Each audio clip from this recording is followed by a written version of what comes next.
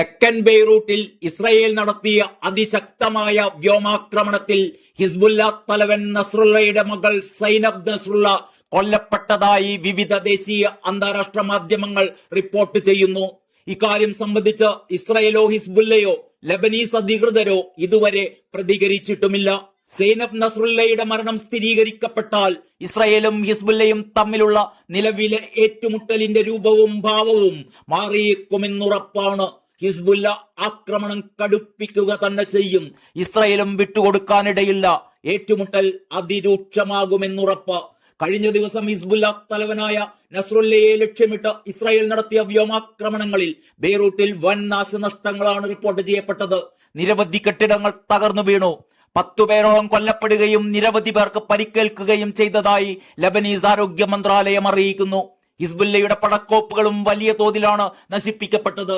മിസൈലുകൾ പകുതിയും നശിപ്പിച്ചുവെന്നാണ് ഇസ്രായേൽ സൈന്യം പറയുന്നത്. ഹിസ്ബുല്ലയുടെ ആസ്ഥാനം ലക്ഷ്യമിട്ടായിരുന്നു ഇസ്രായേലിന്റെ വ്യോമാക്രമണം. ഹിസ്ബുല്ല തലവനായ നസ്രുല്ല അവിടെയുണ്ട് എന്ന സൂചനകളുടെ അടിസ്ഥാനത്തിൽ തന്നെയായിരുന്നു ആക്രമണം. വ്യോമാക്രമണം നടക്കുന്ന സമയത്ത് നസ്രുല്ല ആസ്ഥാനത്ത് തന്നെ ഉണ്ടായിരുന്നു എന്നാണ് സൂചന. വ്യോമാക്രമണത്തിൽ നസ്രുല്ല കൊല്ലപ്പെടുകയോ പരിക്കേൽക്കുകയോ ചെയ്തിരിക്കാമെന്നാണ് ഇസ്രായേൽ രഹസ്യാന്വേഷണ വിഭാഗത്തിന്റെ പ്രാഥമിക വിലയിരുത്തൽ. ഇക്കാര്യത്തിലും ഇതുവരെ സ്ഥിരീകരണമൊന്നും പുറത്തു വന്നിട്ടില്ല. ഇസ്രായേൽ പ്രധാനമന്ത്രി നെതന്യാഹു ഐക്യരാഷ്ട്ര പൊതുസഭയെ അഭിസംബോധന ചെയ്യുന്ന ദിവസമായതിനാൽ ഇന്നലെ ഇസ്രായേൽ സൈന്യം ലെബനിൽ കാര്യമായ ആക്രമണമൊന്നും നടത്തില്ല എന്നായിരുന്നു ഹിസ്ബുല്ല കരുതിയിരുന്നത്.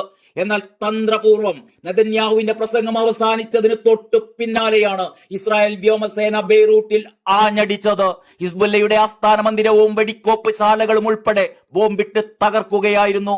ഹിസ്ബുല്ലയെ അക്ഷരാർത്ഥത്തിൽ ഞെട്ടിച്ച ഈ ആക്രമണത്തിൽ അവരുടെ പ്രിയപ്പെട്ട നേതാവ് ഹസൻ നസ്രുള്ളയ്ക്ക് എന്ത് സംഭവിച്ചു എന്നാണ് മണിക്കൂറുകൾ കഴിഞ്ഞിട്ടും വ്യക്തമാവാതിരിക്കുന്നത്.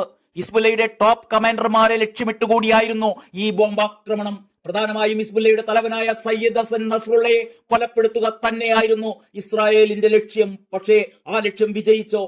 കൊല്ലപ്പെട്ടു എന്നാണ് ചില അന്താരാഷ്ട്ര വാർത്താ മാധ്യമങ്ങൾ ഇസ്രായേലി വൃത്തങ്ങളെ ഉദ്ധരിച്ചുകൊണ്ട് ഇന്ന് പുലർച്ചെ തന്നെ റിപ്പോർട്ട് ചെയ്തു തുടങ്ങിയിരുന്നത്.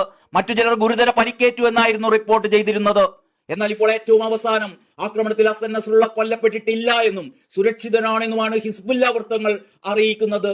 അതേസമയത്ത് നസ്രുള്ളയുടെ മകൾക്ക് എന്ത് സംഭവിച്ചു, യഥാർത്ഥത്തിൽ കൊല്ലപ്പെട്ടത് തന്നെയാണോ എന്നതിനെ കുറിച്ച് ഇപ്പോഴും ഹിസ്ബുല്ല ഒരു വിവരവും പുറത്തുവിട്ടിട്ടില്ല. ഇറാന്റെ ഔദ്യോഗിക വാർത്താ ഏജൻസിയും നസ്രുള്ള ജീവിച്ചിരിപ്പുണ്ട് എന്ന കാര്യം സ്ഥിരീകരിക്കുന്നു. ബോംബിങ്ങിനിടയിൽ തുരങ്കത്തിലൂടെ നസ്രുള്ളയും അനുയായികളും രക്ഷപ്പെടുകയാണുണ്ടായതത്രേ. 4 വൻ കെട്ടിടങ്ങളാണ് ആ ബോംബിങ്ങിൽ തകർന്നടിഞ്ഞത്. ഇവിടെയായിരുന്നു ഹിസ്ബുല്ലയുടെ ആസ്ഥാനമായ സെൻട്രൽ കമാൻഡ് സ്ഥിതി ചെയ്തിരുന്നത്. ഈ ആക്രമണത്തിൽ നിരവധി പേരാണ് കൊല്ലപ്പെട്ടത്.